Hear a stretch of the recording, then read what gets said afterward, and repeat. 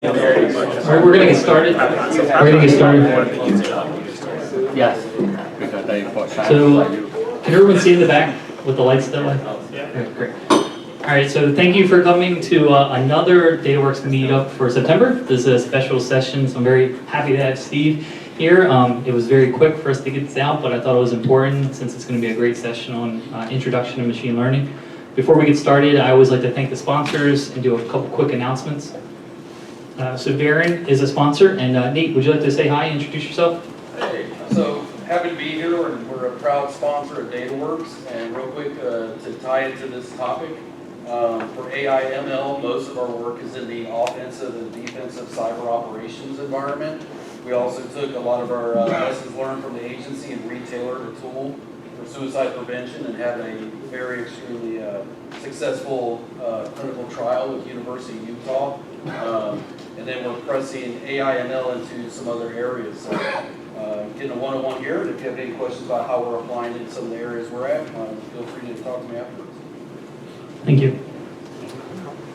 ATG, I don't think. So ATG is a defense contractor doing software system engineering, data science. They've been a sponsor for several years now. If you're interested in learning more about them, please come up and introduce yourself to me and I'll put you in contact. Clarity, Ryan, or whoever, doesn't matter. Sorry. Bill and I represent Clarity Business Solutions, and we've also been a sponsor for a while. Really enjoy being part of this data science meetup and all the different topics and technologies that are discussed here. Next month in November, I guess, or 2 months from now, we're specifically doing a NiFi talk, so I recommend everyone come and check out that. Be data science and how to move data around from place to place. So great. Thanks, Jason. I'm surprised you wore the shirt. I like the shirt, but also the Steelers are playing the Bengals tonight. They both 0-3, aren't they? Something will change. That's right. Next Century is another defense contractor. They're they've been sponsoring for us for a while. If you're interested in learning more about them, let me know and I can introduce you to a couple individuals here. Miner and Cash. I don't think Chris is. Okay. So Miner and Cash is a data science boutique, I guess, or a consulting company. They do more than just the defense. They do commercial and they do everything up the East Coast. So if you're interested in learning about not defense-related data science opportunities, let me know and I can put you in touch with them. They also have hosted a conference recently, and they do a lot in the meetup community. Aries Ventures is my company. It's very small. It's only 3. We do a couple of things. We have fewer words because we have fewer people. That's my joke. So if you're interested, talk to me, and I can let you know more about the company. What's the name come from? It's my son's middle name. And the question would be, where did that name come from? And that would be, I made it up. So, so Loyola, Chris, are you here? You want to say hi? Yes, hi. Welcome to Loyola. I'm Chris Morrell. I'm Director of the Data Science Program here. We enjoy having DataWorks here, so we'll enjoy it. So Loyola has a data science program, and they do a lot for the meetup community. If you're interested in learning about their program, so every program kind of is different, right? UMBC, Loyola, but if you're interested, please talk to Chris in the back and he can give you more information. All right, almost done. So next month we have a speaker talking about data-driven football. So they develop basically a model to help predict how players will do in college, professional, and fantasy. I think they spoke at the Sloan conference, if people are familiar with those. This will be in the Columbia area at Visionist. And then in November in the Annapolis Junction area, we'll have Ryan and Bill talk about NiFi. And I've seen their talk, I've seen the questionnaire. There's a ton of material that's going to be in there. So you have any interest in NiFi, whether you're a beginner or an expert, I think you'll get something out of the talk. That's not posted yet, it will be soon. I send out a newsletter every month. If you're interested, you can sign up at news.dataworksmd.org or dataworksmd.org. If you have any suggestions for speakers or sponsors or topics, please reach out. If you want to be involved, please reach out. That is it. I'm going to hand it over to speaker.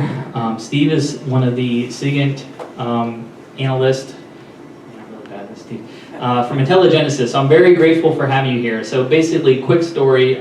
They were doing a lot of internal workshops, and I was following them on LinkedIn, stalking them on LinkedIn, and watching all the success they were having internally. So I asked them if they would be kind enough to speak to the group, right? So if this is successful and you guys are appreciative, maybe they'll do some more talks. But he's definitely an expert in the area, and I think you'll get a lot out of this. So thank you. I don't think so. Can everybody hear me? No. Pretty good in the back? No? We're good? All right. If it gets too quiet, just give me a, speak up a little bit, right? All right. So, let me switch over here really quick. Got some technical difficulties earlier. Between HDMI, VGA, lots of other good stuff.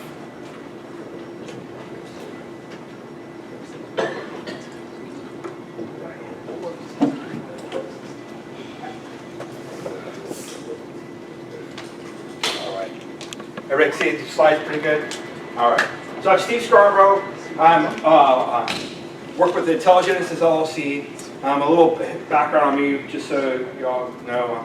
I was in the Navy for 20 years, retired in 2010, came onto the company and started working over at Fort Meade. I set up a team of about 20 data analysts and data scientists. We didn't really realize we were doing a lot of data science at the time until we started playing around a little deeper. And we were setting up a mentoring team and going out and training and mentoring analysts all across the agency and the IC and second-party partners and stuff like that all over the world. Recently, I moved off that contract, and now I'm over at the National Cryptology School. I'm the lead contractor setting up and developing the agency's data science training and moving forward to data analytics, data science, those types of pieces. Hopefully this won't overdrive. Can everybody hear me? All right, there we go. I'm not used to having a microphone in my hand. I might bust out in a rap. It has been on my playlist for a while. My teaching style, my presenting style is I kind of goof off a little bit. If you have any questions, just stop me and talk. We'll talk about everything else. Tonight what we're going to be doing is an introduction to machine learning. There's a lot of different things surrounding that, artificial intelligence, and all those. That was the fast version. Any questions? Any questions there? Right. So my introduction, really quickly, we're just going to be talking briefly about artificial intelligence, machine learning, and deep learning. We're going to get into the machine learning cycle and talk a little bit about that. We're going to look at some of the tools, and then we have some hands-on piece, demo piece, where how many people have ever actually done any machine learning? Couple, right? So I'll show you how to get into it pretty easy, and I'll get Jason the Jupyter Notebook. We're going to be looking at some very open data that's out there, right? If you've taken any classes with R or Python, you've probably seen the Iris data set. So we're just going to use that as an example and kind of talk about a few things. And again, if you have questions, just stop me and we'll discuss it, right? So artificial intelligence. I want to set the stage a little bit so that as we get through this, we have a baseline terminology we're all sharing, right? Artificial intelligence. Primarily done with advanced computing algorithms, right? We all know that. But the main thing with artificial intelligence for this discussion is differentiating it between machine learning. We a lot of times on the government side and on normal analyst and manager side, they equate machine learning and artificial intelligence in the same kind of discussion sentence, right? What we need to be telling them and what we all need to be realizing and moving forward is two main differences, right? The main purpose of artificial intelligence is what? Anybody? Teaching machines to... Not teaching the machine, but having the machines make a decision for us, right? We teach the machine and it can then make an autonomous decision based off those things that we've taught it or that it's learned from something else, right? Machine learning is a subset of that process, and we use it to kind of set the foundation and everything else. We really don't want, I use this in my classes over at the Phoenix and stuff when I'm talking to other people, we really don't want machines or artificial intelligence learning it at the same time as trying to make a decision for us, right? That would be pretty horrible, especially when you look at like autonomous cars. Do you really want them learning what's appropriate to do at the time it needs to do it? No, right? We need to set those pieces in beforehand. It needs to offload some of those pieces, right, to compute environments so that it can build up a corpus of information and knowledge and learn through machine learning, right, to get those pieces, right, to make those decisions. Machine learning, right, again, I said it, it's a subset of artificial intelligence. It's what we use to learn about data and what we use to help train artificial intelligence or to make understandings and intelligence from data, right? Higher level data analytics. So I get this question quite often. It's like, what's the difference between a data analyst and data scientist, right? And specifically machine learning, right? Data analysts don't normally realize that they're applying mathematics in a certain way to their data sets. They might just pull something out and apply it within Jupyter notebooks or something, but not really understand the background on it. There is some discussion in the community between mathematicians and advanced data analytics professionals about that we've heard kind of, I equated it the other day as to Star Wars. You have the Rebel Alliance on one side who says that everybody should be able to do some sort of level of data science, right? Be citizen data scientists, right? And not saying that they're evil, it's all perspective, right? But the evil empire says you have to be a mathematician to do data science. I kind of disagree. I think there's a foundation that you have to have at both, the understanding what's going on with it. You can't just say I'm doing data science and not know a little bit about math or a little bit about those things. So I think there's some common ground between the Evil Alliance and the Rebel Alliance, right? What it mainly does though is the machine learning is taking that data and then starting to apply statistic modeling or advanced mathematical algorithms to the data sets so that we can do some type of learning and such. But there's a third area that we kind of talk about every now and then, that's deep learning. And it's a deeper set than just regular machine learning, where it's starting to do, you know, in machine learning, we build a model, we apply that model to a data set, it teaches, it learns it, right? And then we can start gathering information and clustering data and everything else. With deeper learning, it's actually using a more progressive model and looking at the different layers and becoming more and more refined as it goes along, right? So we start a really broad layer of identification of data and components within that data. And as it gets higher and higher and applies more and more specificity to the data, it can make a clearer picture. If you think, if we did like image clustering or image identification, at the very lowest layer you would see a couple of lines, right, in the data and being represented back. As it goes higher, you could actually start seeing the outline or shapes of images that is trying to identify from actual JPEGs or PNGs, whatever it might be, right? So, and it's doing that through multiple layers of progressively more advanced algorithms, right, to extract that information. Okay. The machine learning cycle. So there's a few models out there for data science. I want to go over kind of a little bit for the machine learning side of those things and talk about each one a little bit more specific and get into just a little bit, right? So at the beginning we were talking about project design, right? And that's really setting out, in data science we start off with identifying a hypothesis, right? Identifying what our problem is, what we're trying to answer, and move forward from there, right? Instead of just saying, throwing somebody a bunch of data. Who's ever been someplace and they just hand you a bunch of data, like, tell me what you know about the data, right? These big sets. Everybody probably has run up against that every now and then, right? But we have to set those pieces up. The data preparation. This is probably one of the, for me, my specialty is the data preparation, right? Going out and getting the data, ingesting the data, moving the data to different stores, making sure that it's able to do what you need it to do, taking structured data and unstructured data, making sense of it, pulling it in, doing some different things with it, right? Model fitting, actually training the machine learning algorithms that you're going to be using, so taking the data that you built in, getting it in, fitting it, which we're going to talk about here in just a bit, and then actually doing post right? Running the machine learning algorithm against the data you're getting in, doing your predictions, visualizations, right? And then operationalizing that deployment or operationalizing your machine learning. And then as you're ingesting data, you can make those identifications and you can have the machine tell you what's going on. Right? I heard somebody earlier talking about there's all this data, all this big data and stuff. Right? If you look at some of the GIFs, or not GIFs, but some of the memes and some of the other infographics out there, there's tons of data out there, right? Sometimes I don't think analysts, right, data analysts realize how much that really is. I like to use Twitter as an example. Everybody got a Twitter account? Quite a few people. Anybody know who like one of the top people on Twitter is? Kim Kardashian. I think she's over like 100 million followers. Right? President Trump. What's that? President Trump? I think he's got a lot less than Kim Kardashian.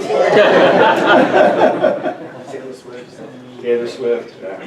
I think at one point, even like Selena Gomez, Taylor Swift, who's the kid? Justin Bieber. Justin Bieber had a ton, right? What's that? Efron, Zac Efron. Zac Efron, see, the guy in the Steelers shirt knew High School Musical, right? 17 again. So I like to kind of use that as an example to yes.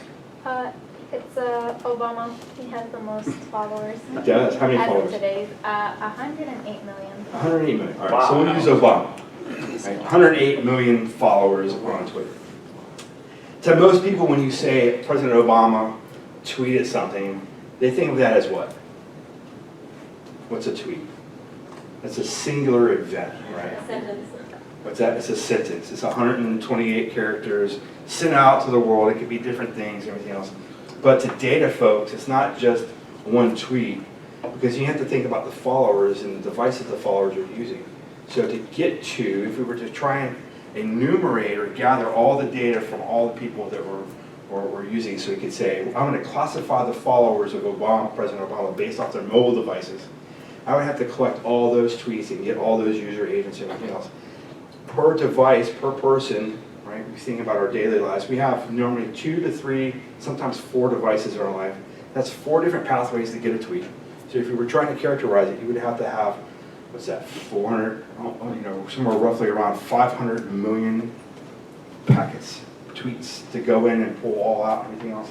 And think about how often if somebody retweets something to the president or adds him or does something else, that's that 400 million events and sessions and anything else constantly going. And you compile that with how much video is out there on the internet. I think right now if you collect that 1 second of video, it would take you 22 years to watch that 1 second of video. Right? So processing all that information, it becomes very important. And using the machine learning and deploying it in those environments is super important. Right? So on the project design side, right, we have to make first determine what it is we want from the data, right? It's not color by number or anything else. It's like I need to sit down and really think about what my customer is asking me or what I want to see from it. And it all depends on what data I have access to, how much I'm going to be getting, and a couple of other variables in there, right? Target data identification. So what data do I need to answer that question, right? Data availability. If I'm trying to identify and characterize followers of President Obama's Twitter account, do I need his Snapchat account information? No. So I need to be able to say, that's the data I need. Can I have access to it? How difficult it is to get the data to a place where I can actually do my machine learning and store the data and all those other different pieces, right? Selecting the model. So looking inside the data, determining what variables or what features I want from that data, right, is a big thing. If I don't have the feature that I'm trying to build the information off of within the data, then my machine learning is going to fail from the very get-go, right? If I'm trying to gauge what devices users are using, right, and I'm not getting a user agent from the data, then I'm dead in the water, right? Our stuff is out.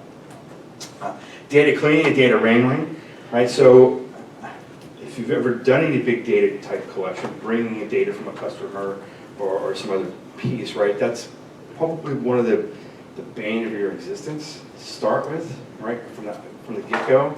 I'm a JSON guy. Anybody else like JSON? Anybody like XML?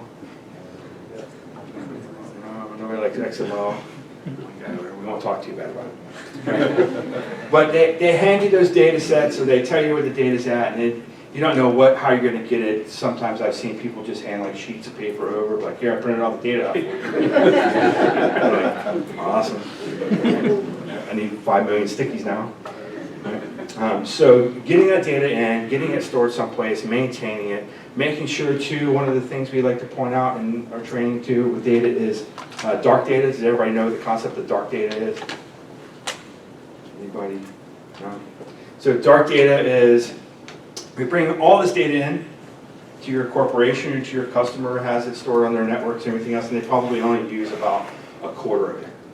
Inside there, they're storing a lot of other data that they're never ever going to use or they never thought about using, but it is driving up resource consumption, right? So to store all that data, to back all that stuff up that they're never ever going to use becomes a big drain on the resource of power, space, and cooling cost. And then also for us as data analysts and machine learning, right, deployers, it becomes a nightmare because now those are resources that I may not be able to have enough data stored because I have all this other black data or dark data that's useless for me. So if I cleared some of that out, I might be able to get more data into my repositories that I really need to use, and then I can make a better machine learning model and process the data and make a better determination, right? So data cleaning and data wrangling. Any questions so far? Next stage is data preparation. It kind of continues on from that data wrangling area and data cleaning. And what we try to do is make a determination on what values we want out of the data, right? So looking at it, again, looking at that dark data or looking at the full set of data and determining what do I need in there. Sometimes that data comes in, right, and doesn't actually have a label. Anybody ever looked at the iris flower data set before? A couple people, right? If you just pull it in, it's CSV and you don't give it columns and it doesn't have any other information and you don't know what those values are, right? And the results for it. So you have to come up with the labels for them.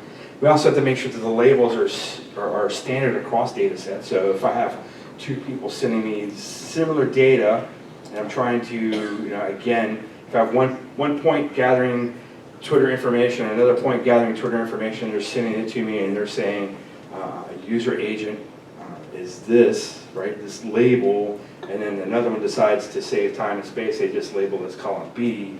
How do I then tell my machine learning that this is the same value, right? So I have to make sure that as data ingest stuff, I'm actually labeling it correctly and storing and merging it properly. The model fitting, right, as we continue around, we'll a little bit about cloud architecting, right, that goes back into like the data stores and stuff, making sure I have availability, making sure I will tell you that I'm a big fan of NiFi. So if you go to the NiFi talk, moving that data around, getting it between different stores at different places to do your machine learning, your data science. The model training. Well, one of the things we'll talk about is fitting the model. So taking the algorithm, taking the machine learning model that we're going to have, and making sure that it has enough data to learn on and to be trained with, and then to validate against. Super, super important, because if not, if your data set is too shallow or your training set is too shallow, then you can have some problems with it, right? The model evaluation and validation. So looking at models and not just picking the very first model you come to. You might lean towards, the one we'll talk about tonight is KNN, right? K nearest neighbor. You might like that one, right? But your data and particular outcome you're looking for might call for a different type of algorithm or a different type of predictive analysis. So going back and looking at multiple models, right, and making sure that it's outputting the information you need in the proper way and in an effective manner is working for you. And then taking that model, that data that you've trained against, and then validating that it is actually producing the results you want. And I'll show you how to kind of do that as well. We're going to have a Jupyter notebook. Yes. In your cloud architecting, are you specifically using like AWS or Azure or something like that to like help with this, or is it just whatever? It could be whatever, really. When we say cloud architecting, I really mean like data storage, data management. A lot of us are moving stuff up to the cloud, right? Who's not moving things to the cloud, or a cloud, or your own cloud, right? But you're not using like AWS's like SageMaker or any of their like recognition or any of those like ML libraries that are like kind of canned or baked for you already, or? You can. I mean, that's obviously something that's available to you in this process, but I haven't yet. Okay. Right.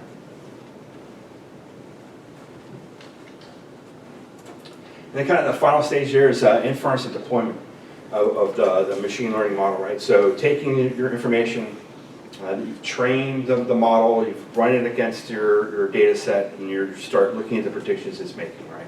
Is it classifying data? Is it clustered into data correctly? All right, post-processing visualization.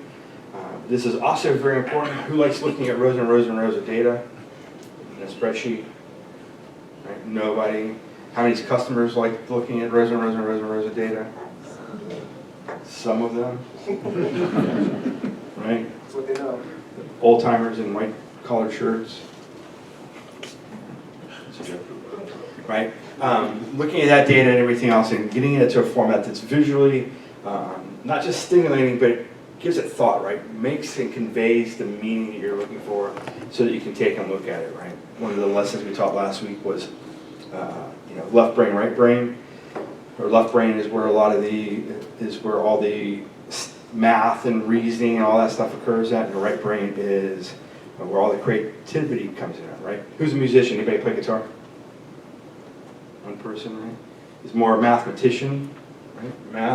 Mathematics influence, music very heavily.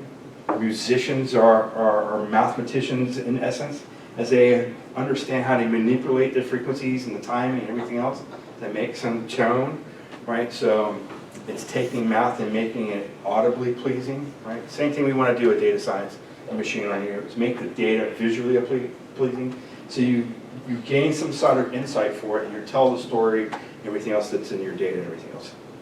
And then operational deployment, right? This is probably one of the most important steps, right? Is that you've gone through all this work, you've got your data, you've got it clean, you've got it stored, you've trained your models and everything else, you're starting to tell a story. Now what are you going to do with your machine learning model? You have to get it out there, you have to start getting it used, deployed out to some place, where that might be, your customer site to get it learning. If you came up with something to help with autonomous cars driving, right, you need to get it out there and get it fed data so that it could continue to influence the decision of the artificial intelligence that is being applied against, help your customers make determinations about those different types of things that they're looking for, whether it's financial, medical, all those other good things. Any questions? All right. So two basic types of machine learning, right? We have unsupervised and supervised learning, right? So unsupervised learning is, we say unsupervised, but it's kind of supervised, right? We don't just let it run amok. We have to pick a couple things inside of our machine learning modeling and our cycle and everything else, like what algorithm we're going to use against it, those types of things. But it's mainly used for exploratory data analysis. I've gotten the data set, I can go through and I can parse some of it, but if my data set is really large, I might want just the machine to tell me what I have available within that data set. Get it to look at it, do some sort of algorithm, and group the data in an appropriate manner and the features in an appropriate manner to tell me what's there, right? So I let the machine run with it. There are some instances like semi-unsupervised and semi-supervised learning out there. So you just have to kind of look at it. The one we most deal with on a more regular basis is that supervised learning, right? We use it for the basic two, right? To classify items, right? Where we go in and we pick the algorithm, we tell it what data we want it to look at, we tell it what features and labels of the data that we're going to process into it, and determine for it what algorithm we want to put in there. We use it for two main purposes, classification and regression. Right? Classification is usually for those things like images, right? We use images. We want to classify an image, so as I feed more images, it can tell me, is this an elephant, or is this a aardvark, or is this a dog, right? Is this a human? Is this an alien? Is this somebody who's going to the raid Area 51 party next year? Regression training is regression modeling or supervised learning. For that is looking at statistical information, taking numbers again and making some sort of prediction or some sort of casting some sort of forecast for the data that we have and everything else. If I know I have 100 things, they're going to be in this swath here. Anybody know a really good example of that one? Regression? Regression? Cost prediction of the future called the power regression of the past. Weather? So I was just, so you have binary tree regressors and linear regressors. Yep. So taking those things like numbers and everything else. My next door neighbor's a meteorologist, so I always give him a hard time. On hurricane maps, right? They're taking those numbers and predicting the past based off of previous occurrences and everything else. So doing that type of things. Right. The model training. Right. One of the most important steps in the whole thing there is actually getting your model, identifying your model, coming up with a test set of data, and fitting that data or fitting that model to the data. A couple of things that we have to watch out for is, does the data have the information we need for the model or the algorithm we're going to use, right? So if I was going to do a linear regression and I didn't have any numbers, I had just photos, it's not going to really match up, right? That model is just not going to work. I think the mic died. Is it off? Is that better? There's a button on it. So picking the right model to do the job, right? Just like you wouldn't pick a Phillips head screwdriver if you needed a straight slot, right? You're along the same lines, but two different heads on the screw, right? You might be able to use a straight slot in a Phillips head, but it's going to turn out bad for you in the long run, right? And then training that model. What we're looking for is what we kind of refer to as that go-to-the-like zone. The machine learning is never going to be, well, I won't say never, I can't speak in absolutes, but 99% of the time is not going to be 100% accurate. I think you hit it again, Steve. I think it just keeps going off. Maybe the battery's going to die. Might be. I'll hold it down here. Keep my finger well away from the button. Right. We wanted that machine learning or our algorithm and our output to kind of be in that what we in the slide here is the Goldilocks zone, as close to possible to perfection. Yeah, it's done. That's something on the battery. Keep on going. Yep, there we go.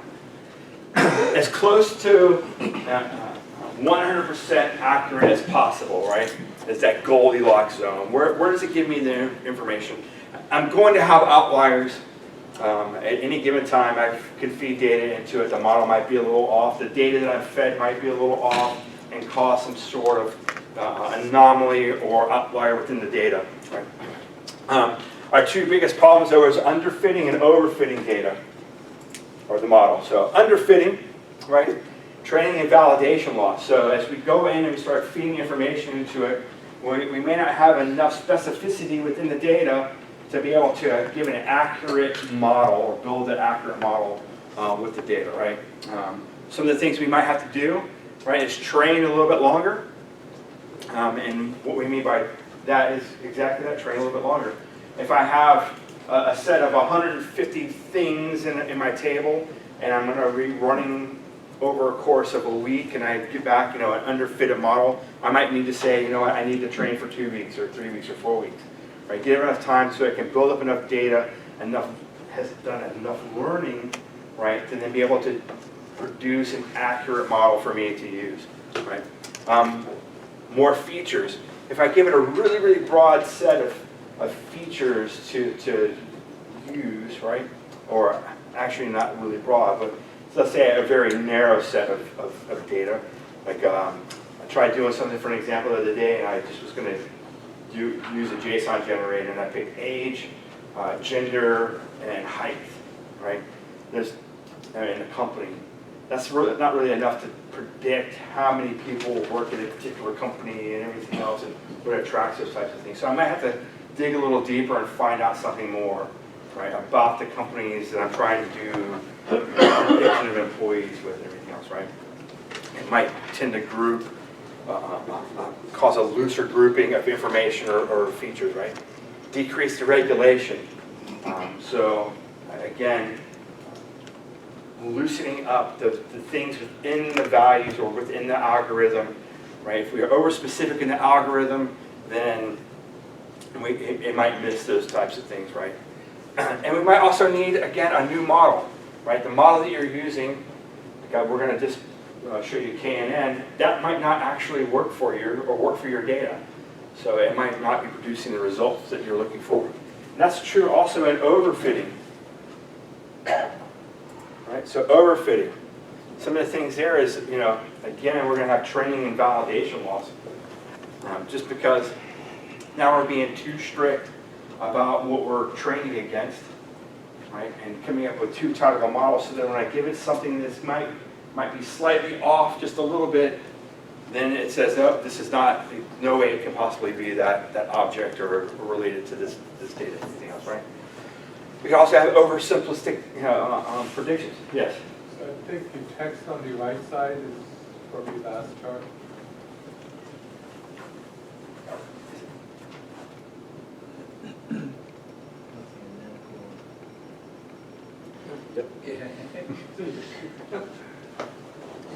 So my model's off. You need a new model? I need a new model. So, overfitting again. Don't pay any attention to this. I'm a visual learner. What's that? I said I'm a visual learner. You're a visual learner. That's why I put those up there, right? So, overfitting it would be, again, restricting the algorithm, or not having, or specifying too tight of data. And in the data set, if we said one specific family of an iris was 1 inch by 2 inch, and that was all it could ever be, then that model is not going to predict what I really want it to do, because all those flowers are not going to be exactly that tight to that model. And I'm completely off my game here. So the tools that we use, right?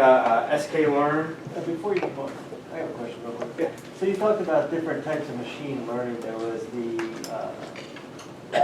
more general, and then the specific one that did regression and those things. Do they work in progression? Do you start with one and then move into the other? Is there any kind of like general raw data down to more specific, down to? You can. So I think what you're asking is about deep learning, or you're talking about actual between supervised and unsupervised? Yeah, the supervised and do they work in progression? Is that like a methodology? Or is it... You can work in a progression way. Like if I gave you a set of data, you could actually, you would probably one of the first steps would apply some sort of unsupervised learning just to see what's in the data, right? We're talking about large data sets and very different features. And again, it depends on how many features you have within your data set, right? You may not be able to see all those. So I've seen tables of data that have 300, 400, 500 rows or columns of data inside of it. They're very specific about those types of things. There's no way I'm going to go in and create a pivot chart and all these other pieces and try and determine all the features that are inside of there, the different pieces and whatnot that are in each one of those cells. So I'll feed it into an unsupervised learning model just so it can do some clustering and predictions and stuff for me from that piece.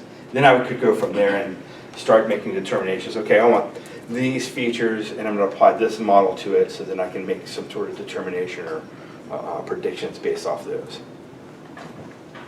And again, this machine learning thing is not an exact science, right? So we're going through and we're still learning. It's still a relatively new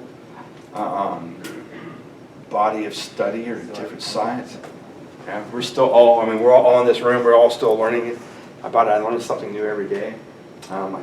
Just now, don't copy your slides over. Try and use something. Yes? So in the supervised learning, you show the classification and regression. When you set up a model, do you use both or you use either or?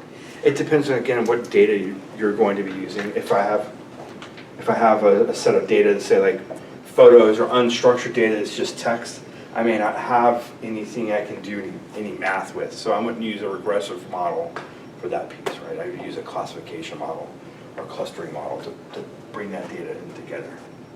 So you use either or, you don't use both, right? You can do both, depending on, again, what's in your data. If I have, it really is depending on what you're going to be doing. Like, I keep saying photos. I use photos as like the classification thing with unsupervised learning. If you have the EXIF data that's off the back of the file for it, you might be able to pull that data out, it's structured, and throw that to a regressive model to see like timeline stuff. Are people using specific cameras in a specified amount of time throughout the year, or do they use it more? And there's different types of f-stops have something, whatever you might be able to. Again, that's one of the funnest things for me in data analytics and data science is getting some sort of data and just learning what I can do with it and see, right, being challenged to apply different pieces to it. There are a gajillion tools out there. If you've ever just Googled, data science tools or machine learning tools, there's just as many specific tools as there are screwdrivers at Sears, right, in the Craftsman section. You can go and spend all day looking at them, different links, different things. They're all going to do a little bit different for you. They're all going to have a little bit different outcome, a little bit steeper or shallower learning curve in it. I prefer, when I'm starting out with something, is Jupyter is my best friend.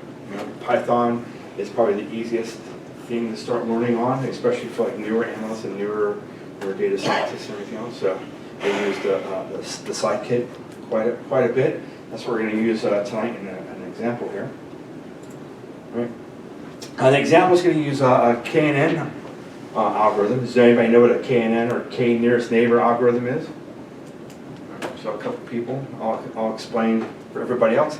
If we had a data set and we're trying to cluster data and classify something, we've trained this model and we're telling it we want the K, which would be the number of neighbors that we want to be nearest to the thing that we're trying to identify. In this case, we just have some bubbles, right? We've got blue and orange. Anybody Gators fans? Good, I don't have to talk slow. I'm a Gator fan, so. So in this case, we're saying K in the algorithm is going to be 1. So take a look at his nearest neighbor, and we're going to classify that dot as orange, right? Pretty cool. If we change that to be 3, then we're going to start adding in other nodes to it, and we need to do, it's going to be specified by the average number of the strongest neighbors. So in this case, we're saying K equals 3, we're going to look at the 3 closest neighbors, and it's overpowering on there. It's 2 out of 3 is going to be orange. We'll classify it as orange there. When we step it out and do 5, right, we get 5 of its nearest neighbors. Anybody want to take a guess? Blue, right? Blue. Right, so looking at that, it's probably one of the easiest ways to kind of go in and cluster data and see the different relationships between those values inside of a data set. Anybody want to actually see it work? Yeah. All right. I'm going to jump out of this presentation really quick. And if anybody wants to follow along, I don't know if you can still see it. Let me just show this. Anybody want to follow along? I'll put you back up here really fast. If you go out to GitHub and you go to, it's github.com/scribs, /data_science.git. There's one notebook in there right now that I just put up for you guys tonight. That way you didn't have to load up all the libraries and everything else. It's already in there for you.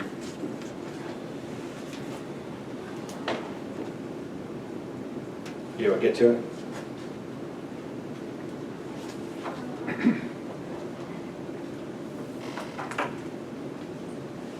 Let's go to scripts / don't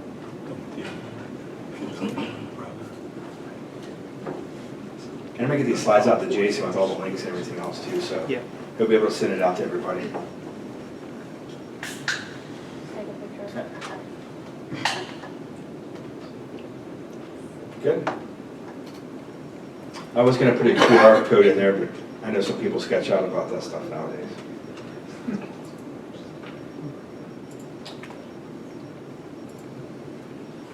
All right, it might be a little bit difficult to see. Can everybody kind of see from the back there? A little bit, let me see if I can increase it.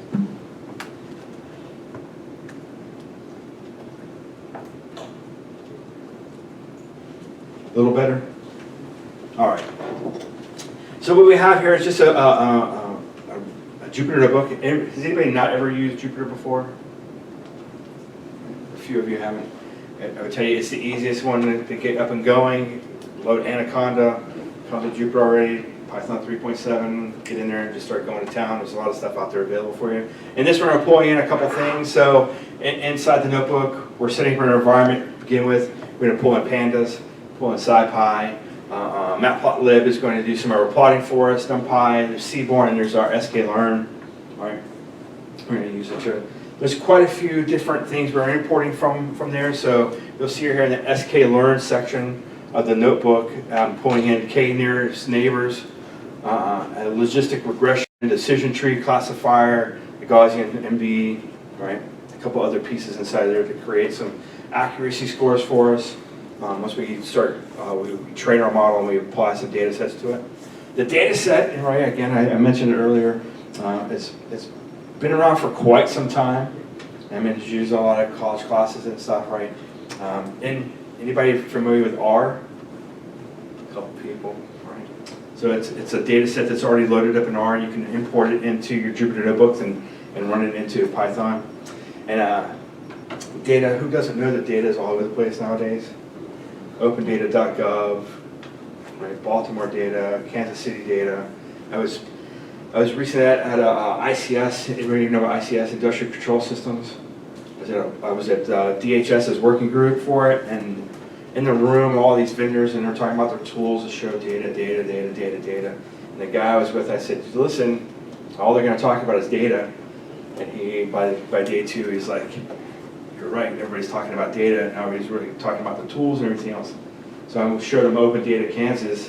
We were pulling in empty homes, right, all the data and everything else, and showing them that stuff. So, and this one, right, we're importing the data from a link, and we're going to give it the column name. So we're going to pull the iris.csv in from an external source. Let me get this running really quick.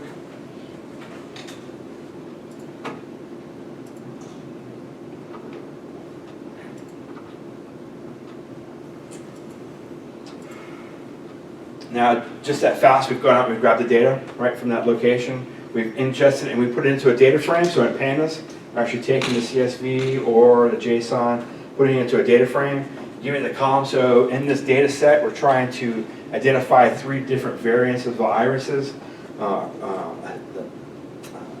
And in it, the measurements are for the sepal length and the sepal width, and the petal length and petal width, right, and then the class.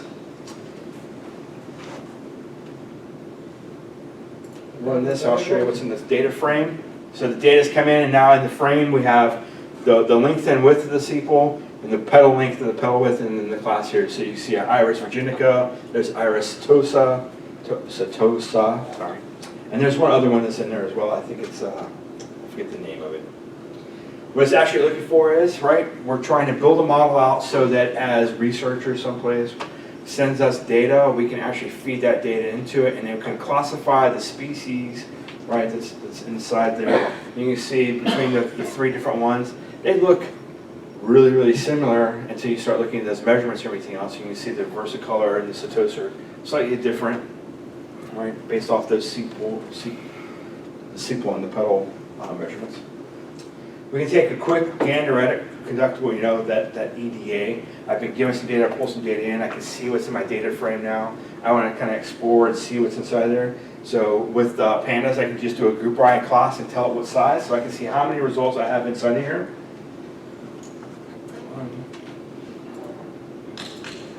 So inside my data set, I have 50 of each flower type in here. So I have 50 of the setosa, versicolor, and virginica. Remember, when you're gathering your data, you're pulling data into to start building your model, right? Your training set and your testing set or validation set. You need to make sure that you have a diverse set of information or a diverse set of data. If I only had 10 at the setosas and say 140 of the other ones, so 70 of the other ones, right? What's my model going to lean towards? The other two flowers that are inside there, right? So I want to be able to train to identify setosa, so it would be overfit to those two variances, right? I can feed that information in, and we'll just do another box plot here for the data set. And we still haven't done any data modeling or anything else. We're just still looking at the data, running through it, and seeing what's all inside of there. Everybody knows how to read a box plot? There's a lot of people that don't. So we can see inside of here the variances between the different types. We can see that, you know, the pedal length has a very wide swath of measurements inside of there. So the range of measurements is going to be, you know, very broad. The sepal width, though, is very narrow, right? And there are some outliers in that data, right? So we can see the range, and these zeros, for those that don't know, are outliers within the data set, right? So some of those pieces of it. And I'll share this notebook out to everybody too. Everybody wants a notebook, right? Sure. So you can play with it at home. We can feed this into the Seaborn library and do a pair plot. And what it's going to do is it's going to take all the data within the four columns here, the sepal width and length, and kind of do a quick classification and graphing for us. So really quickly, without doing anything else, I can see the clustering of the different classes of the irises that are in the data set. I can see that setosa has a very good definition or separation from the other two.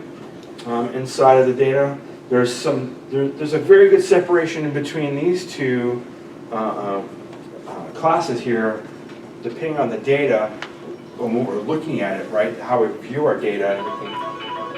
But there is quite a bit of overflow if we look at the sepal width by, what's the bottom right here? The sepal length. So for this class, there's quite a bit of mixture between the versicolor and the virginica, but still a lot of separation here. The other thing too is how we look at our data. Like we have, this can output this for us and we can see it visually, but doing a visual interpretation of the data is very important. How I look at it, how it's clustered. If I look at, let's say, if I look at this box here and I'm looking from the y-axis, I'm looking up, is the data clustered? It would all be in the same area, right? If I look from this axis over here, I can see a separation of the data down here. So depending on how we do a visual representation, remember one of the last steps was that visualization, making sure that our data and presenting it properly, right, as we go through is very important.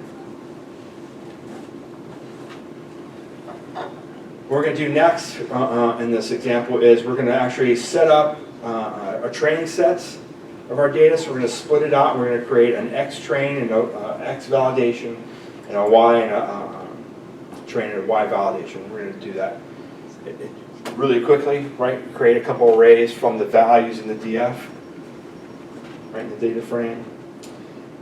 Remember I said about modeling or doing a couple of different checks on different models? Here we're doing just a quick check. We've got the data split up in our training sets and our validation sets. What we're going to do is we're going to for each one of these models, we're actually going to go through and put the data into it and see how close or how accurate the model would be for us, right? To kind of gauge from the very onset which one we need to kind of use, right? So we have the logistics regression library or algorithm that's going to go in there in the model. We're going to do k-neighbors classifier decision tree. When I run this, it's going to go through that data set.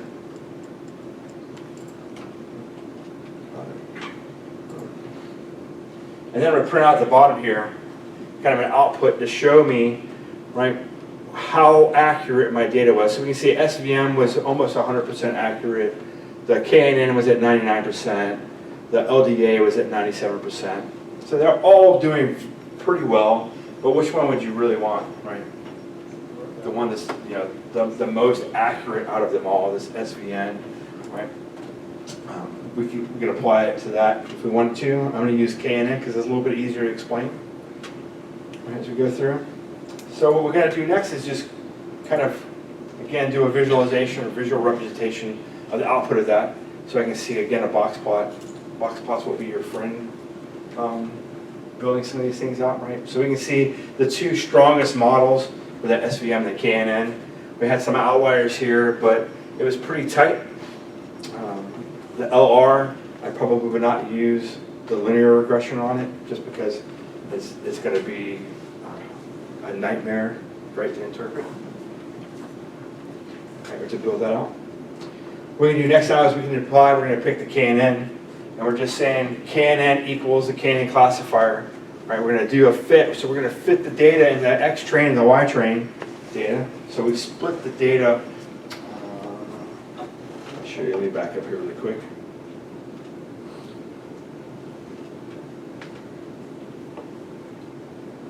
Up here, when we split the data, we created the X and Y arrays. We used the validation side of 25. So we took 25% of the data, and it's going to be our validation set. Right? So we're taking 25% of 150, right, out of the data set to pull across it. Now it's not going to do an even split across each one of those. It's just going to do a random 25% of it, pull it all out, and everything else. And you'll kind of see that here in a minute. Right? Run that. We're going to fit that in there, so we're going to feed the KNN, fit the X train and the Y train. We're going to create predictions. That's going to be KNN predict, and we're going to send it to X validation. Right? And then once that's processed, we're going to put out a classification work. We're going to do a classification report so we can see actually what it's predicting within the data set.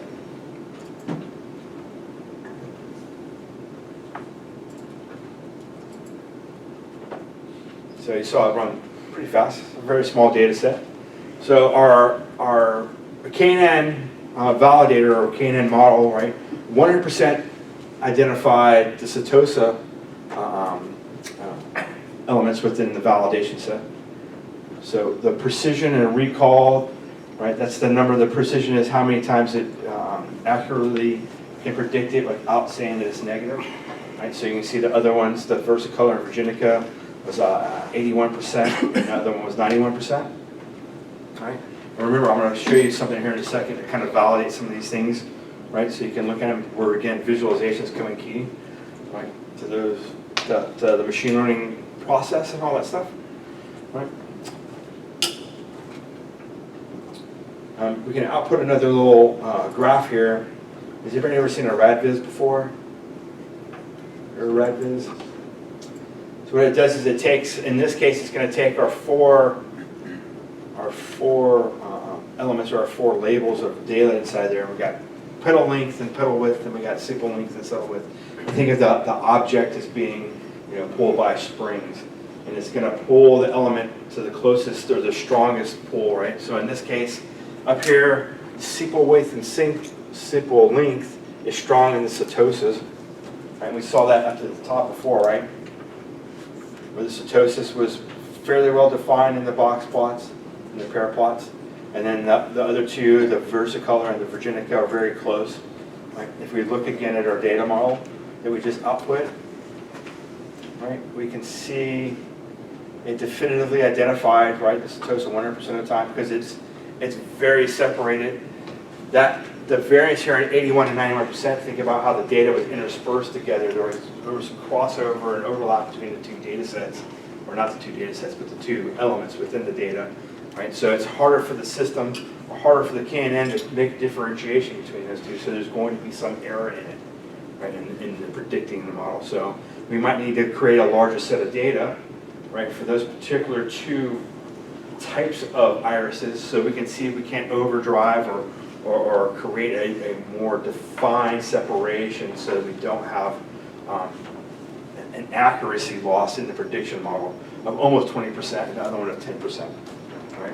And you can, again, visually see it here. Right? So the intermingling of that data causes some of that loss in accuracy. Any questions? Oohs, ahs? I hear the term loss, meaning it's not accurate. Is that the opposite of accuracy? The loss? Yeah. Yes, the loss of fidelity of the model. So the smaller the better? It depends, right? So it depends on what's in the data set and then the differentiation. If those two flowers, the measurements are really, really close to each other, right? So if you look at the measurements, they're going to be almost, I don't want to say indistinguishable, but they're going to be fairly close, right? If you looked at the picture, right, it's probably easier to look at the picture too.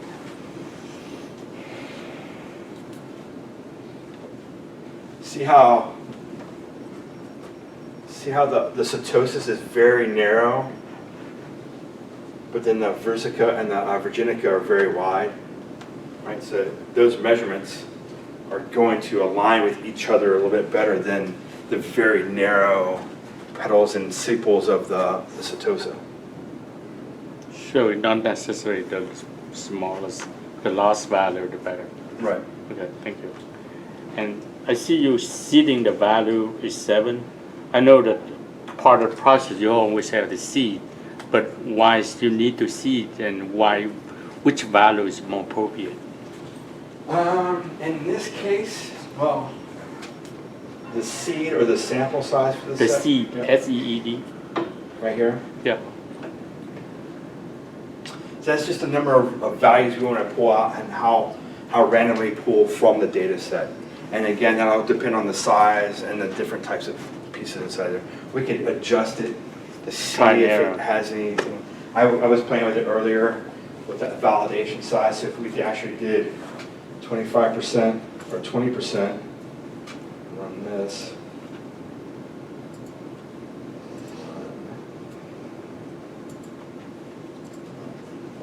You can see now, when we adjusted to 20%, that these 4, right, actually have high accuracy. Right?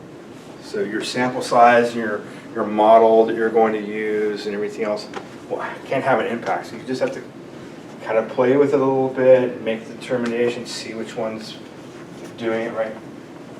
I think the biggest thing, like when we teach students over at the Ford about data science and machine learning stuff, the number one most prominent thing that you're going to have is patience, right? And time, right? Making sure that the people who are asking you for this understand, right? It takes time to go through this, go through the whole process, make determinations, gather the data, prep the data, all those different pieces, right? One other thing I like to kind of like touch on. Are there any other questions? One of the things I kind of like to talk about is, right, the ethics behind data science and machine learning and stuff, and our responsibilities. We're going through it. It's easy to manipulate the data, right, to make it tell us what we want to do or what we're expecting it. I could go back in and I can add all kinds of other stuff in to force the model to do what I want it to do, and force the data to represent or fit things into the data that I want to be able to output, right? We just have to be truthful about what we're doing, making sure that we're not aggregating 2 sets of data or together that shouldn't be put together, right? Anybody in the health industry? A couple folks, right? So making sure that our data storage and our data pieces convey across those protections like HIPAA laws and everything else. So being just mindful about those things that are out there. So, I remember reading something a while ago about them expecting some kind of data licensing in the future. I was wondering, like, if that is like, because it's kind of hard to really track, like really who's able to handle what data, especially since it's already openly available to the public. But like say certain data sets, I believe there is some type of licensing that you have to have. I'm sure it's different providers would, but I don't know how they would, I mean, without locking down the data and protecting it with some sort of logical, physical access to it. That's kind of what I'm getting at though with the ethics behind it is we can see all this data that's out there for us to kind of go out and play with and pull down and stuff and merge with other pieces of data, right? Just making sure that we get that. Yes? So you can also have unconscious bias. Yep. You inject unconscious bias into the data. Yeah. Without really trying to have your bias show up in the data slightly. Absolutely. Like I was just showing you guys the KNN. I might lean heavily on that and make my data, just be biased to that type of algorithm or biased to certain types of data formats, everything else that again will skew the outcome of that model. Skew outside. Yes. So in your example, you showed that if you change the percentage from 25 to 20, you got different results. Why not just do the entire data set? Because you're taking, so in this, we're actually having to fit the model that we're going to do the predictions with. So we only have 150 results. We need to take a certain percentage of it and set it aside so we can take the larger set, train the model with it, and then validate the model is actually able to do it with the same data that we had from. Right? If we had 1,000, we could do it all in the 1,000 and then go get another 1,000 and do it, right? And run it and see it. So you just have to have the training set and then the validation set. You can switch the training set around, can you? Yes, you can. Okay. Yeah, you So- could. So even though with the same 25%, you can have difference within those models that you came up with? Yep. Okay. It's. Yes. My question was almost same, an addition question. So if when you use the same percentage as training set and validation, and if you get results very different, does it tell that your model has a problem? The model that you're picking, it could be. Yeah. Or that the set of data you're running against is just not, doesn't support it. Where's my?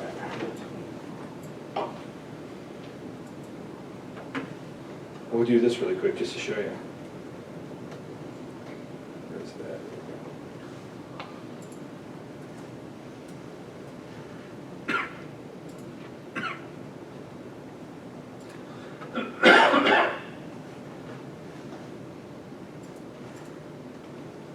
You see there, we're doing a 50-50 split of the data set, and it changed yet again. So, just another comment for the group. When you rerun this, it resplits the data, so you could run the same thing over and over, and it might be splitting it differently, randomly. It could be. And so you may get different results each time that are slightly different. That's, a great point. Knowing what you're testing against, what you're validating against, and making sure that it's, you could chase yourself in a circle, trying to figure out which one. If you're changing the values and changing the seed values in the data set and everything else each time. Okay, so now I'm really confused. At the very beginning, you talked about the life cycle. The first thing we did was we determined what we were trying to get out of the data, like our prediction. So if every time I change a setting or switch it back and forth, or even just rewrite again, it's collecting a different sample set of data, how do I get to a definitive answer of, yes, we found what we predicted, or no, we did not? Like, how do I get to the results? Or is the results just a model? I don't understand what Well, in this case, you're gonna define what you want about what it is you're trying to answer from the outset, right? What are we trying to do? We're trying to classify a picture. We're trying to differentiate between iris species, right? And then going through and seeing what data we have collected already so that we know what's going to be coming in later on.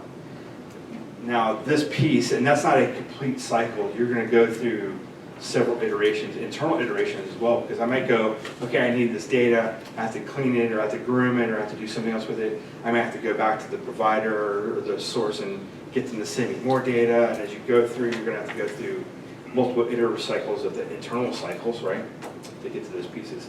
This piece here, when you get to actually starting to look at building a model and picking your algorithm and everything, it's going to take you some time so you can find that, again, that golden spot within your data and within your model to tell you what it is you need to, what it is you're looking for. In this set, we randomly picked 20%. We could scale that out to something else and say, okay, you know what? The LDA is actually producing a better model for me. Let me use that and see. And then I'm going to go and I'm going to get more data from somebody else, right? Not just from that training set that I have or that validation set that I have. And I'm going to run it against that validation set and say, okay, did it actually produce it? If I went out and got one that was all the same species of flower, same species of iris, and it came back and said, oh, well, 75% of it is Virginica, right? And you know it's all Setosa, and you know you've got a 25% deviation. You probably need to go back and look at how you train your model. But you're chasing degrees of accuracy. It's not, am I understand that correctly? So you're chasing like degrees of accuracy, and I mean, then you're getting into like sample size. Like one, your sample has to represent the population. Two, you have to have statistically significant sample size, Yep. and all of that. And if you have a representative sample size and you have a statistically significant size, the proper size of the sample size, then you should get a model that predicts within a certain degree of accuracy. So I think declaring what you want, part of that is declaring the level of accuracy. Yeah. I mean, what's your acceptable outcome from it, right? If it's 80%, then you're good with 80% accuracy, right? Because the idea is to save time. If we wanted to check for 100% accuracy and manually classify every flower, like the point is to save time. So we want to get as close to correct as we can, and the machine still actually do some work. Yeah, you're absolutely right. And so I like to make sure you get your point where sample size is very important. If your sample size is like 150 and you change things around, your accuracy is going to change based on which I guess records you picked out for your training. But if your sample size is 1 million, it wouldn't matter which records you pick, because you have a big enough sample size that you'll be accurate within a certain limit, regardless of which pieces you pick. Correct. But how long would it take to run? Yeah, Right. so you have to balance The that. time cost, the money cost. Yeah. You might run out of, the computing power cost. Yeah, it's all a balance of all those different things, right? And seeing the sample size, time, you know, your threshold for accuracy, all those different things, you know. Feature selection is also important, so Yeah. I think that's like one of the critical things that we don't usually talk about, but that's I don't know if you want to discuss that also. You know.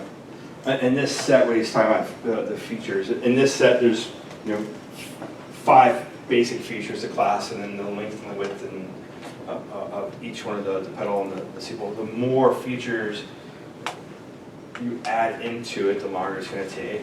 It may be more accurate, increasing the number of features you have inside your data. It might make it, it might overfit to the data that you're training against, and then when you feed in the validation set, it's going to be all over the place, right? It is a balance. It's not. This isn't to oversimplify the whole machine learning process. It's kind of like this thing is out here. You can start doing some of those pieces yourself. Everything else, it's very much more complicated than running in a Jupyter notebook. I'm not gonna lie. Yes, back there in the back. As a statistician, it's always interesting to me to hear people talk about machine learning, because when you look at a list of all the metrics that they use, most of them have been common methods statisticians for ages, before machine learning became a sort of the words of the day. There are additional tools that are being added to that. And up front, you sort of said that, statistical models and algorithms. And getting the machine to do it instead of Well, exactly, I mean, of course. doing it ourselves. Except for neural networks, I think that's the only. Well, yes, and then SDN, and there's some other things that are additional. But it's still in the tradition of weighting, so weighting factors. So I would still say it was still statistical based. It's getting the machine to do it and do it economically. And that goes too back to like the artificial intelligence, the machine learning piece, right? We don't want the machine learning to do this on the fly and making a determination on whether to drive my car properly. Yeah, I know that Python is heavily used in machine learning. Like I'm a Go programmer, I use Golang for my day-to-day job. Are there like alternatives, or is there a trend change? No, I picked Python because it's the easiest for me to work with, to get with, but there's, I mean, all kinds of tools, all different languages, R, Python, Spark, Scala, I mean, PySpark, I mean, you name it, there's, what, 100 different languages. And But if you're going to look at what's been productionalized and what has the tools to make it operational, you're going to see many more in that community than you are going to in the SAS community or in the R community, because they're more visually oriented. Right. So if you're going to see it, applied to problems, you're going to get paid for it. Pig, Scala, PySpark, Python. Can I ask you a very basic question? I don't know if somebody had the same. When I heard about the train, the train data and the test data, 75, 25, what actually that 25% mean? Is that's a high accuracy of 25% of set data to train that 75%? Do I understand that way It's taking correctly? 75% of the data and fitting the model to it. Okay. So training it so that it knows what to look for, and then taking the other 25% and feeding it and letting the model predict the values that should come out of it. You train the other 75. You use the 75% to train the model, and you use the 25% to validate the model is working properly. Which is you take that, the result of that 75 to predict the 25%? Yes. And if you look at on this output here,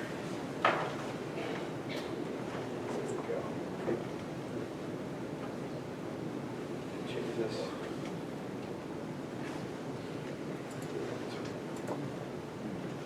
So remember, if you look here, this is telling us how much data we took it to 75%, or we took it to 50%. So it's telling us we have 25 of each. If we went back up and we changed it back to, that's in our validation set. Come back up here. Oh, did I pass it? Passed it.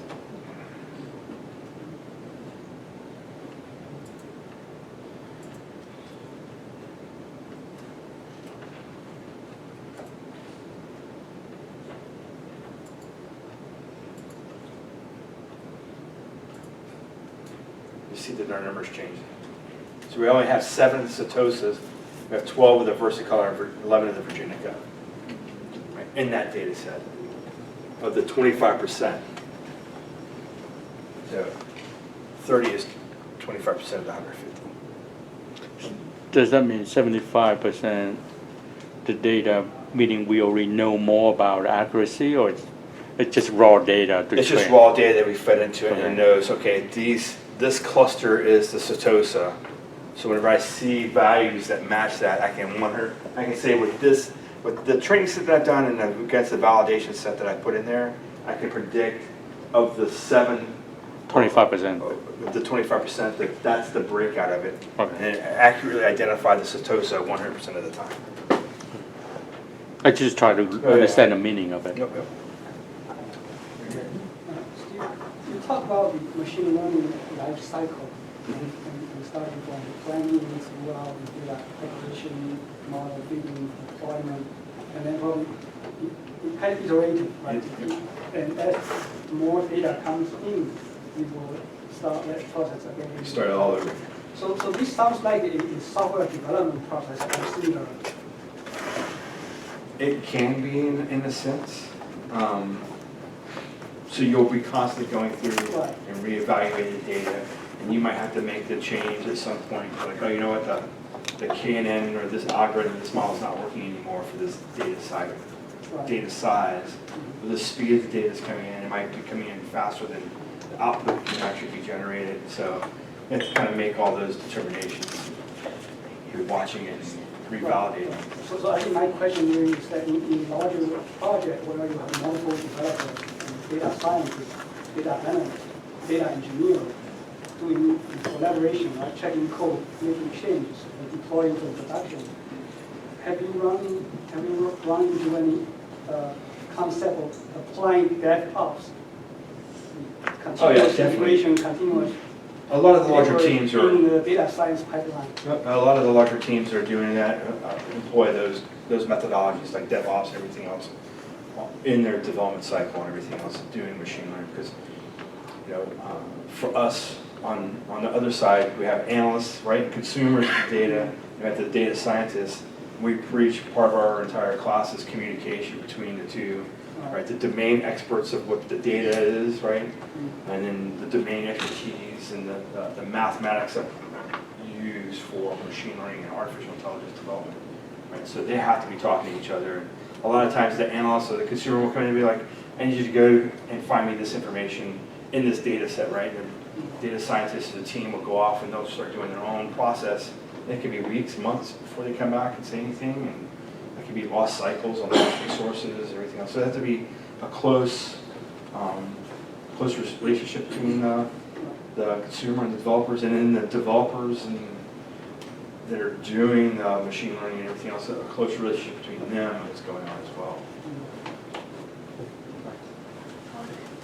This is sort of maybe a two general question, but can you talk a bit more about the role of domain experts in AI? Because I'll give you a quick example. For example, the consulting firm might be developing a local travel recommendation system. And they said, oh, well, we still need domain experts. For example, we want someone who would know how to read, the street names in Italian.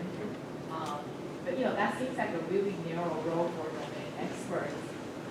So is there sort of any trends, any rules around that?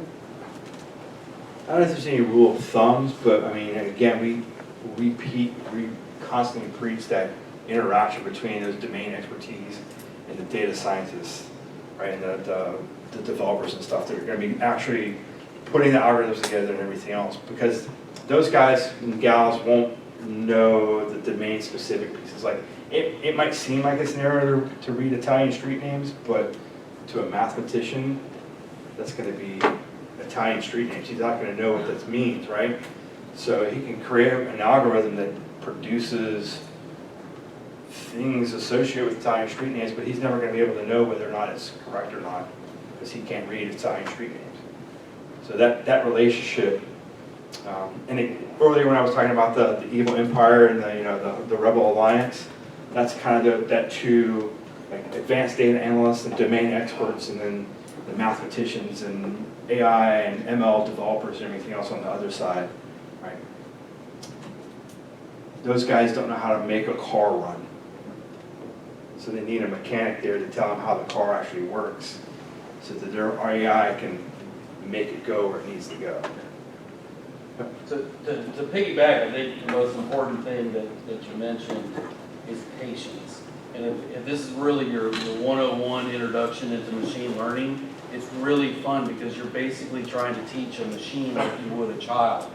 So to your point, when we meet with our customers, we talk about augmented intelligence. Augmented intelligence is getting subject matter experts to use AI ML. So the machine can only go as far as you want, to your point over here, of I want to go to 80% probability that it's accurate. And then the SME sits there and says, I agree, or no, I know something that's not in your data set. So on the health side, we really push augmented intelligence because you're not trying to take doctors away. You're trying to get the AI ML to help them make a determination rapid, right? So one of the things, if you want to get into this area with our interns, we use the Amazon Deep Racer. So it's a car that you have to teach to drive with reinforced learning. The reason why I mention that is I think this is amazing 101. I almost want to steal this for the interns so they can grasp the concept of it. But what I liked about Deep Racer is you start teaching your car to drive, and maybe you want to teach it follow the middle line. This way you stay on the road. Or some say, I'm going to give you more points as long as you just don't touch the outside. But what you'll start to see is as you teach the machine, depending on which one you put in first, it can change the whole in-state model. So when you just do the ML thing, I think the most important thing you said is you got to have the patience because everything's just going to keep changing, evolving. When you redo the data sets, it's not always grabbing the exact same data set. There's a lot of movement in machine learning AI, you know. Thank you. Mouse? So is that to increase the higher accuracy, you move to deep learning, so you have many layers. So You wouldn't necessarily enforce have to move to deep learning to make a more accurate prediction. Really? It would really be dependent on, again, what you're trying to do. So at some saturation point, you apply deep learning doesn't have. That's what you mean. Right. Yeah. And with the with this machine learning model that we're doing here, right? At some point, you're just going to go, okay, I'm going to put my faith in this model, and then I'm going to go to the domain expert and be like, hey, is this telling us exactly what it should be? And if they say yes, and you're like, well, we're at 99% or 95% accuracy on it, you go to the customer and say we're at 95% accuracy, and they say, hey, good to go, 95% accuracy. I mean, and again, too, you're looking at predicting flowers. What's the worst thing that can happen if you don't pick the right flower? Right? Somebody has the water extra or something, right?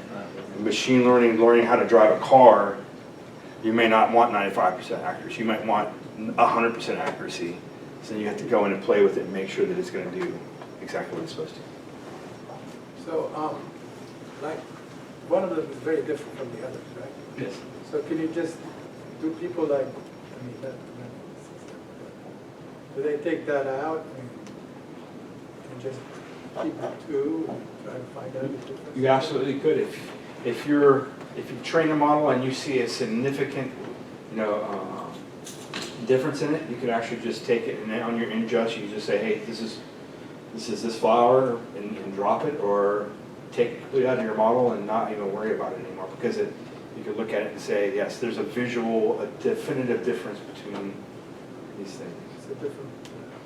And that might be part of your data grooming piece too, right? You know, okay, what's going to always project that piece? Let's drop those things out of here so we can store more, do something else. And that's oversimplifying it again, but there's a lot of things, a lot of variances, and there's no hard fast rules with it except the mathematical portions of it. And even that changes.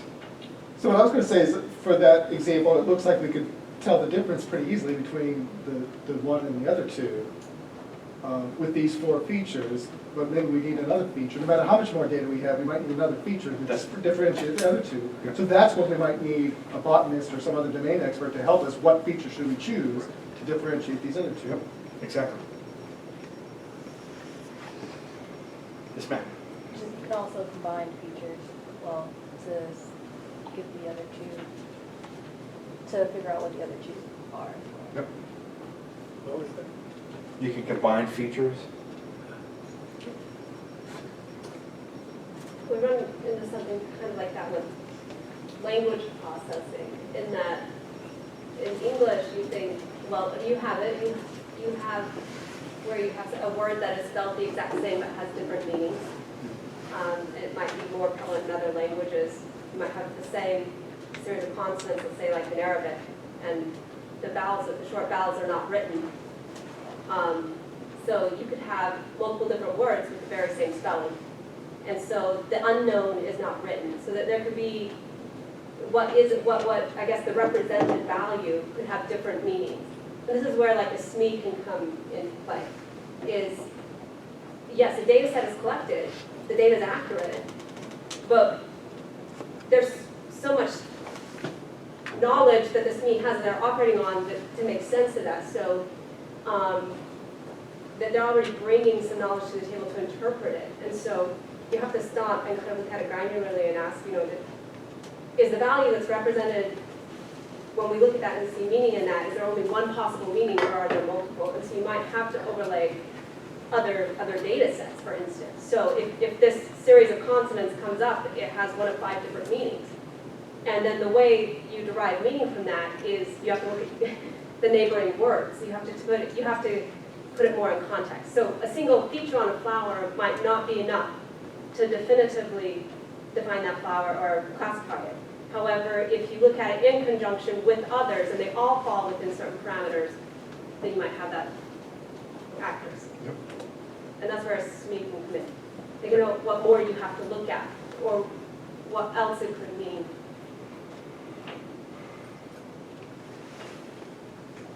Can I ask a follow-up question? Sorry.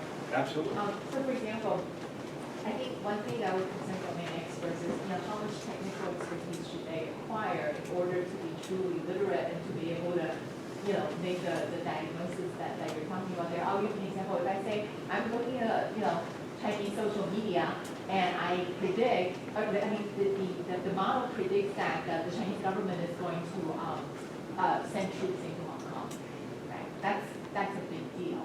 But if AI is to some extent a black box, so even if I understand the model, I understand, with, for example, like with, neural networks, it gets very rapidly to the point where I guess you don't know what processes are operated. You just kind of know the outcome. So then can a human expert challenge the outcome? Data set is vast, and it's I'm not. I'm not enough of a technical person to understand that, so I'm just trying to get help to see what sort of technical change. So that's been, in AI, I'm sure everybody's been following, in artificial intelligence and machine learning, anything else, which is better, the computer or the human brain, right, to making those determinations, right? The computer can only tell you what it's been taught, right? The human brain applies a lot more features, a lot more computational type things, other than just like statistics to make the determination on whether or not the Chinese government is going to send troops in. It's going to take in a lot of other variables and everything else that comes over time. It could be a really junior person that's, an intro into Arabic language and can tell you those types of things. That might be what you need, right? You might need step-by-step feedback. Like after each process, if you've applied 50 processes to the original data, you might need to say, well, we started here and this is what it gave us. And they might look back and go, well, there's some flaws in it, and these are the flaws. And so you probably would need to at least represent each major process that occurred, and they'd have to have input at each level. But that's where this scenario is kind of brilliant, because you get to validate your model. Yeah. And there's a lot of stuff in real life. Can you actually validate it? That's a question you have to ask. Like, that goes back can it even to be validated? how big of a sample size do I have to train against and to validate against and to put it out there? That's why, again, we don't stop, right? At that deployment, it's going to be, we deploy it and then we watch it and see and make sure that it's working properly and everything else. And having a human intervention with it to make sure that it's doing what it says it's supposed to be doing, and be able to take a look at those types of things. Some machine techniques will show you in visualizations or in factor charts how it went about making a decision, and now people are developing tools that take in models and data sets and describe it to the SME. And in those cases, when you have those tools, it helps to bridge the gap.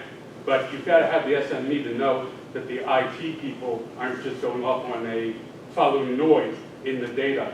And it's often that direction, because you've underestimated how much you, as an IT person, you become overconfident.